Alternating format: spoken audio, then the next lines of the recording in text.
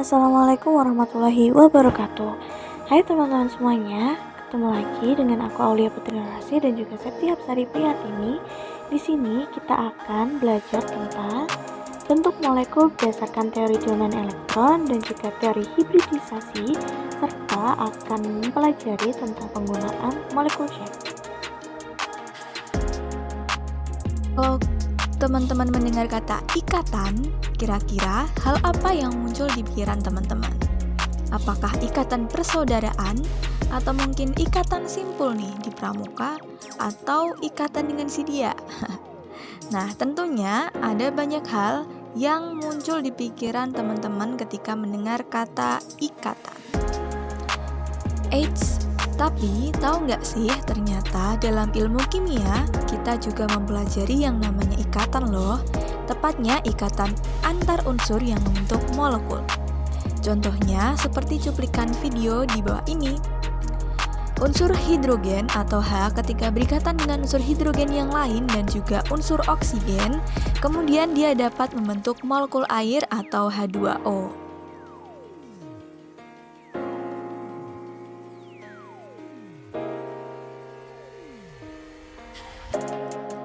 Bentuk molekul itu ada bermacam-macam, tapi kita bisa memprediksi bentuk molekul dengan menggunakan teori domain elektron dan teori hibridisasi. Seperti apa tuh teorinya? Yuk kita pelajari bersama. Nah, yang pertama adalah teori domain elektron yang merupakan teori yang menyatakan bahwa pasangan elektron ikatan atau PEI dan pasangan elektron bebas atau PEB yang saling tolak-menolak. Tolakan juga disebabkan oleh pasangan elektron yang sejenis, sehingga tiap-tiap pasangan elektron cenderung berjauhan satu sama lain untuk meminimalkan gaya tolakan tersebut. Urutan tolakannya adalah sebagai berikut. Tolakan PEB dengan PEB itu lebih besar dibandingkan PEB dengan PEI dan lebih besar dibandingkan dengan PEI dengan PEI. Teori domain elektron juga dikenal dengan teori VSEPR atau Valence Shell Electron Pair Repulsion atau teori tolakan pasangan elektron valensi. Teori ini dapat kita gunakan untuk memprediksi bentuk molekul. Hal yang harus teman-teman ingat baik-baik adalah bentuk molekul berdasarkan teori domain elektron yang ditentukan berdasarkan jumlah PEI dan PEB-nya, di mana keduanya dapat dilihat dari struktur Lewis-nya. Nah, untuk menentukan bentuk molekul menggunakan teori domain elektron, teman-teman bisa mengacu pada rumus berikut ini, yaitu AXN-EM.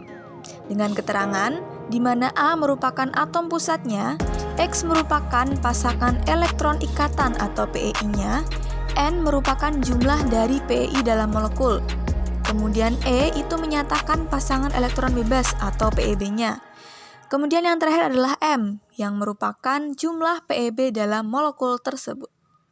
Ada 11 bentuk molekul berdasarkan teori domain elektron, yaitu linear, segitiga planar, segitiga piramida, sisau atau jungkat-jungkit, bentuk T, oktahedral, bentuk bengkok, tetrahedral, segitiga piramida, bentuk V, dan segitiga bipiramida. Nah, seperti apa sih bentuknya? Yang pertama, ada dengan rumus AX2 yang menyatakan dengan bentuk linear. Kemudian AX3 yaitu segitiga planar, AX5E merupakan segi 4 piramida, AX4E yang merupakan bentuk jungkat-jungkit. Kemudian ada AX3E2 dengan bentuk T seperti pada gambar bentuknya. Kemudian AX6 oktahedral, AX2E merupakan bentuk bengkok, AX4 tetrahedral, AX3E segitiga bipiramida, AX2E2 dengan bentuk V. Dan yang terakhir adalah AX5 dengan bentuk segitiga bipiramida.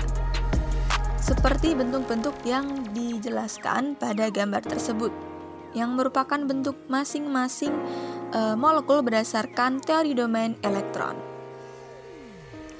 Nah, teori selanjutnya yang dapat digunakan untuk memprediksi bentuk molekul yaitu teori hibridisasi.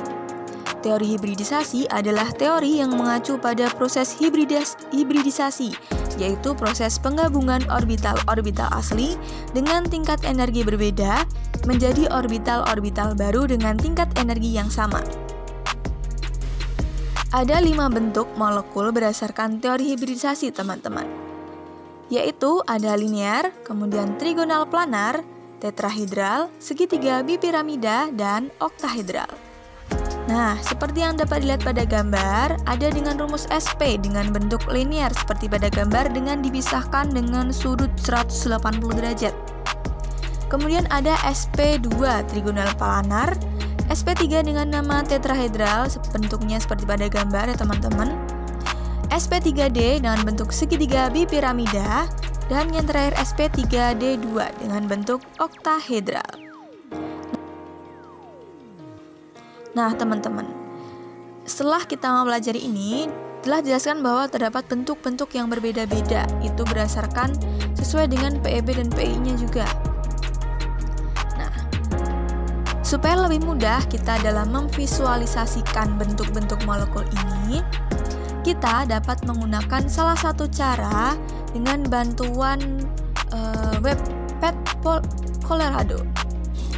Nah, di sini kita dapat belajar di mana kita dapat menentukan bentuk-bentuk molekul dari suatu molekul, teman-teman. Ataupun sebaliknya, sehingga kita dapat dengan mudah mempelajarinya. Oke, teman-teman, langsung saja kita simak bagaimana penggunaan web molekul shape dari Pet Colorado.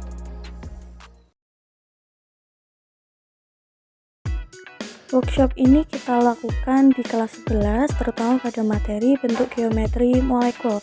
Nah, di sini kita jelaskan bagaimana cara penggunaan dari web PET atau pada materi bentuk geometri molekul. Kemudian kita jelaskan juga bagaimana kelebihan dan kekurangan penggunaan web tersebut. Selain itu, kita juga jelaskan bagaimana memvisualisasikan bentuk 3D-nya. Nah, setelah kita menjelaskan terkait workshop penggunaan, kekurangan dan kelebihan web tersebut, peserta didik mulai antusias untuk bertanya bagaimana jika posisi dari bentuk geometri molekul tersebut dirubah, apakah sudutnya juga berubah dan sebagainya. Nah, setelah workshop dilakukan, peserta didik diberikan kesempatan untuk mencoba atau mendemonstrasikan penggunaan web tersebut baik di rumah maupun di kelas.